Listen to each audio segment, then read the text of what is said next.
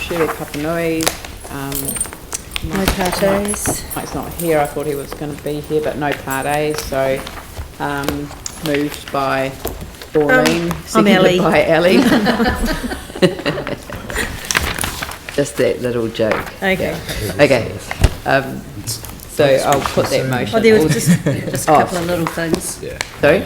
Just a couple of little things. I just wanted to mention the camera on Manchester Street. So the board resolved to fund that for 1 month. We felt that with the poor weather over the 2-week free trial period that may have affected the number of working girls on the corner. So, and in fact that has been borne out with a couple of incidents at the weekend, which we just, police are spooling back on the, or rather the camera people are spooling back at the moment to see if they can pick it up. It was a damage of a vehicle. But we're running that for another month, but we do think it's got potential citywide, so we're going to be looking at that a bit more broadly. The other issue, and it is becoming increasingly reported or coming to the board, is the increase in parking in side streets around places like Northlands Mall. We understand that the mall, as part of its resource consent, has to provide parking, but we also believe that some workers are charged for that parking, and that car park is now full. So it's actually causing a lot of the side streets to be very chocker, and as a result, rubbish trucks and things can't get down there as well. So we're having probably at least one of these delegations a month at the moment concerned about the parking, and that relates to the intensification and the aim to intensify home-wise, building-wise and business-wise in our ward. Into the medium density. Sounds very familiar. The medium density proposal in the district plan. So our board's lodged a submission, and I think the chair, Mike, is going to speak to that in July, and he's been working with the St James Ave residents as well, because that's it's a character area now, isn't it?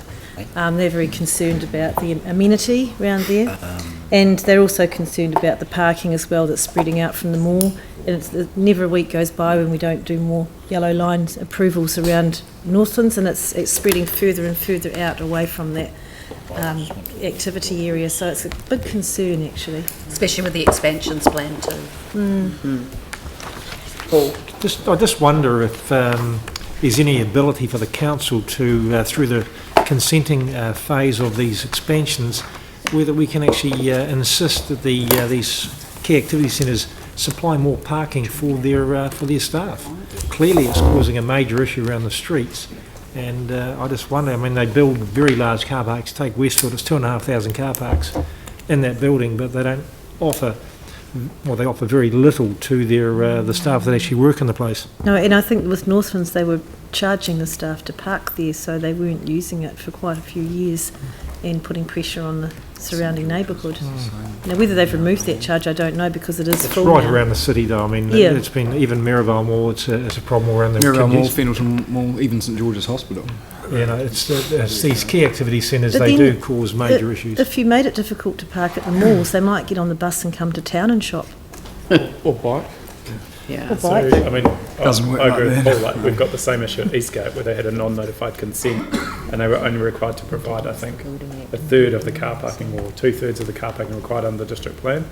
And now that it's proposed intensive area, we're going to have all sorts of the same problems. So it would be good to try and look at it through the consenting point of view and making sure that we are requiring what the demands are. Has your board asked for a briefing on the expansion plans of the mall and how the consenting is going? No, they're not at that stage yet. But we're certainly up on some of the developments, including there's the Mitre 10 going in as well. So we're aware of those.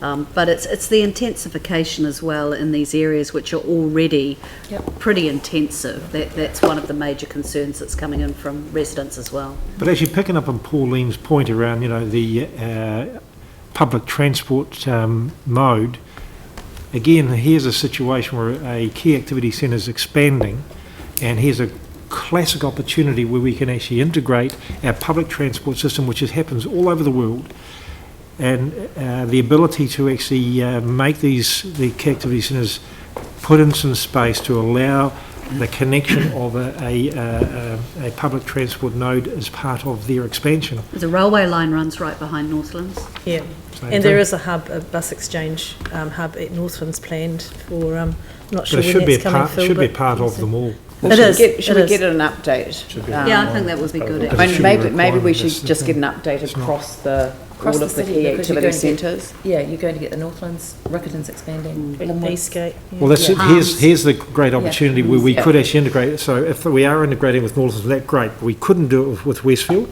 and we could do it with Eastgate, and the Palms is great opportunities. Yeah. All right. So if we could get an update on all of the key activity centres, that would be great. All right. So that's moved and seconded. So I'll put that motion. All those in favour say aye. Aye. Those opposed say no. That's carried. And